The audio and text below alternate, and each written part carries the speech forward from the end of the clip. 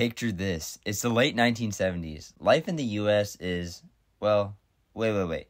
We're not talking about the U.S. in this video. We're flying over to a small county located in southeast England by the name of East Sussex. This small county's fire department had a huge problem. The 4 transit vehicles they were using did not have enough power to keep speed and carry all the necessary equipment. Range Rover, a well-established model for their go-anywhere spirit, was considered by the department to be the next vehicle of choice. However, these vehicles didn't have the best reputation for being all that reliable. For what they needed an American vehicle. That was the only other option. Around the same time, American Motors Corporation was exporting Jeep vehicles to Iran. In 1979, Iran had fallen into a deep recession. The Shah, or king, of Iran had toppled. Things in Iran weren't looking its best. However, a large shipment that included J-Series trucks was left lying off the Iranian coast for months. Over time, the cargo even slowly started rusting on the deck. The ship was eventually moved to the UK via Saudi Arabia, and the cargo was sold off.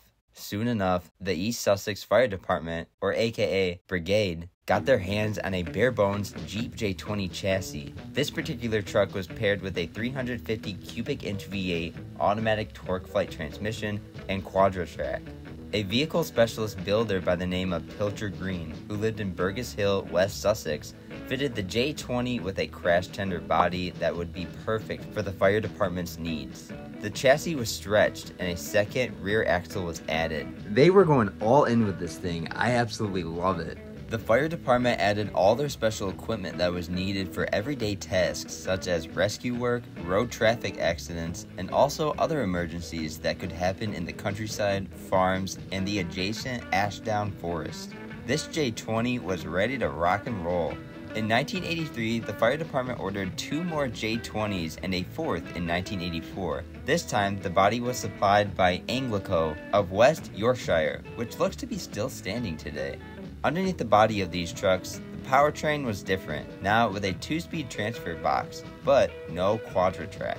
These 4 trucks performed a level of outstanding quality throughout its years, staying in service until the early 1990s. When the time came to retire these vehicles, the departments replaced the aging J20 trucks with new 4-wheel drive GMC V8 diesel trucks. With these J20 trucks being so cool, that begs the question, did any of these survive? Unfortunately, it brings a tear to my eye. One of them was written off in an accident. However, 3 of them are still in preservation as we speak. For my research, these trucks can be found at the Ralph Manston History Museum located in Ramsgate, England. Not to mention, the Oxford, England airport also used a J20 fire truck, which is still around today. 3 of these J20 trucks are in preservation, while the 4th was sold to a private owner in August of 1998. Unfortunately, no details on price. If you ever stumbled upon one of these trucks, how much would you be willing to shell out for one of these? Although Jeep themselves never made a J-Series 6x6 truck that we know of, rumor has it the company did make this, a Stretch Gladiator, which I made a video on a couple months ago. Make sure to check this out here, or it'll be linked down below.